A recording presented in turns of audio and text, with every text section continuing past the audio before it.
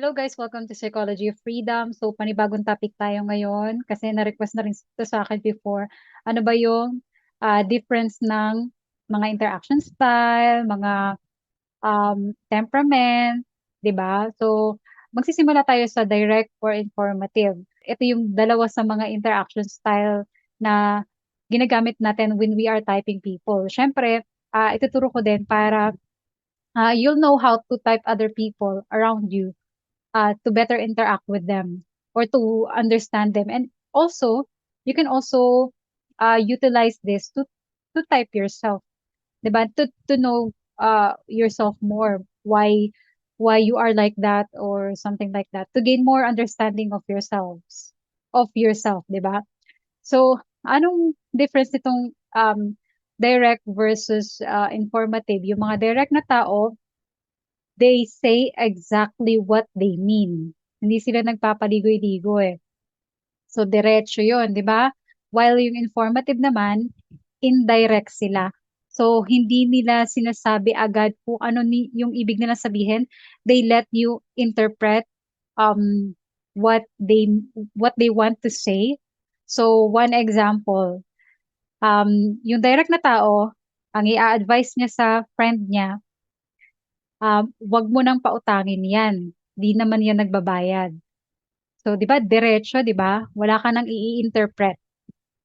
While yung informative naman na kaibigan, ang i-respond niya, umutang na siya sa'yo dati, di ba? Tapos di naman nagbayad. So, hindi diretso na wag mo nang pautangin, katulad ng mga direct na tao. Pero parang ganun din yung pinapahiwatig niya. So that is the difference between direct and informative. However, yung mga direct na tao, because of how straight to the point they are or how gaano kadiretso yung sinasabi nila, they can be judged or they can come across as bossy. Kasi parang nagko-command, di ba? Directive. While yung mga informative naman, they can come off as parang polite, ganyan. Tapos, kasi nga, they don't sound commanding eh, di ba? Unlike yung mga direct na mga tao. Indirect sila, kumbaga. So, so ayun, yung difference. Another difference is that yung mga direct na tao, they choose their role in the conversation, while yung mga informative naman na tao allows other people to choose their role. So, one example nito is that yung mga direct na mga tao, sasabihin nila, pakibili mo naman ako ng bigas or pakibili naman ng bigas, wala na tayong bigas eh. Tapos yung mga informative naman ng mga tao, ang sasabihin nila, ah, wala na tayong bigas. So, yun lang. Nagbigay lang siya ng information. Hindi mo alam kung inuutusan ka niya or siya ba ang bibili. Wala. They do not choose their role. They allow you to choose your role. So, you can respond to that as, edi bumili ka or um, ako na lang bibili.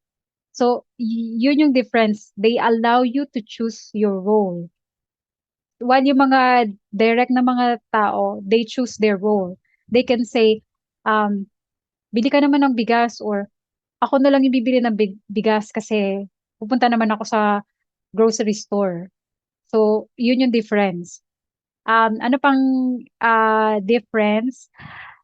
Yung mga direct nga, 'di ba, straight to the point sila, while yung mga informative, yung information ng mga na sinasabi nila, it can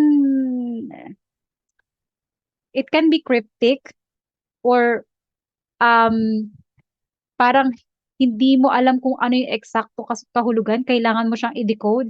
Katulad nga nung sinabi ko example kanina, sabi lang 'di ba, wala na tayong bigas. Ano talaga yung sinasabi niya, 'di ba? Inuutusan ka, gusto niya bang bumili ka or siya ang bibili, 'di ba? Hindi mo alam. There's no exact interpretation. Kumbaga kailangan mo i-decode kung ano talaga yung gusto niyang sabihin. So, ayun. And then, yung mga direct na tao, they answer with a yes or no. Simple yes or no. Pero yung mga informative naman, they prefer to inform or to give information. Kaya nga informative sila, di ba? At, mm, so halimbawa, paano sasagot ang direct and ang informative sa tanong na makakapunta ka ba? Yung mga direct, sasagot sila this way. Sasabihin ng mga direct, hindi eh. Busy kasi ako ngayon. So, diretso, di ba? Walang paligoy-ligo eh.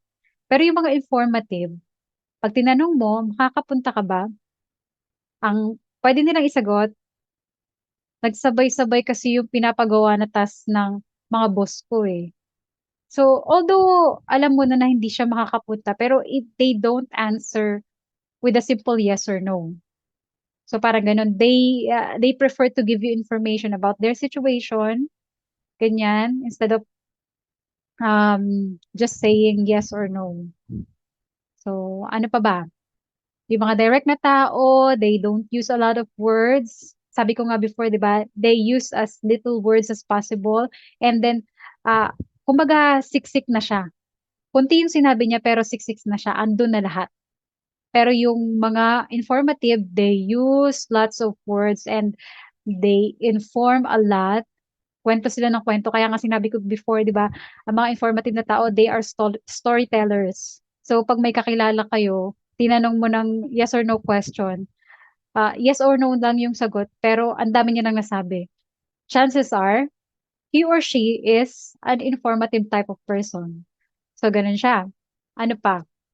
Yun nga, yung mga direct na tao, since direct sila with their speech, hindi sa kanila ganun kadali na i-interpret yung mga informative. Usually, yung mga informative ang nakakagets sa kapwa informative.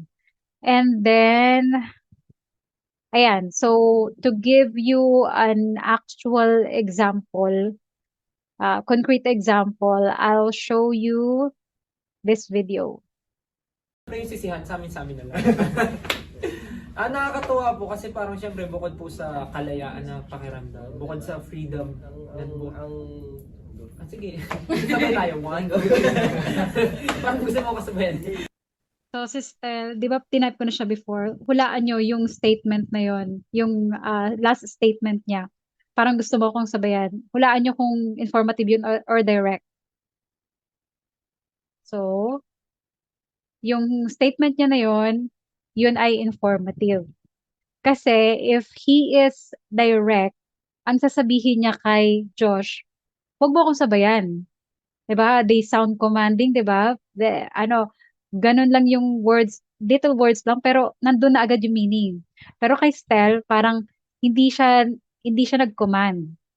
They still let Josh choose his role, whether he wants to parang sabayan siya or hindi. Pero yun nga, hindi niya man sinabi exactly na wag mo ko sabayan, pero that's that's the informative way of doing it kasi hindi siya direct. So, ito pang example na to. And try to guess then if it's a direct statement or not. At kayo rin, magbibigay ata kayo ng dare sa amin. Tama ba to? Mamaya na kayo magbigay ng dare sa akin. Ako muna. So, ayun guys. Since may meron tayo 7 So, I think this is easier. Di ba sabi niya, mamaya na kayo magbigay ng dare sa akin. Ako muna. So, he chose his role. And then parang parang nagutos din siya, mamaya na kayo magbigay ng dare. So, ganyan ang mga informative. Hindi naman intentionally na they want to be bossy, but that's parang ganun yung nature nila, yung natural way of interacting nila with people. Kasi um, there are advantages to both types of interaction. Yung mga direct na tao, kailangan sila sa mga, halimbawa, emergency situations. Halimbawa sa hospital, merong nag-cardiac arrest. So, yung nurse, magbibigay ng medicine. Tatanungin ng nurse, Dok, ibibigay ko na ba tong gamot na to? Nag-a-arrest na di ba? Hindi pwedeng sumagot yung doktor na, paano mo ba yan binigay dati? Kasi time is essential sa mga ganong cases, sa mga ganong situation. So we need direct people. Kasi yung mga informative, more time kasi nga parang kailangan mo pang i-interpret yung sasabihin nila. So, ayan, yan ang use ng mga direct na tao. While yung mga informative, they are also useful, they are good speakers, ganyan, they are good storytellers.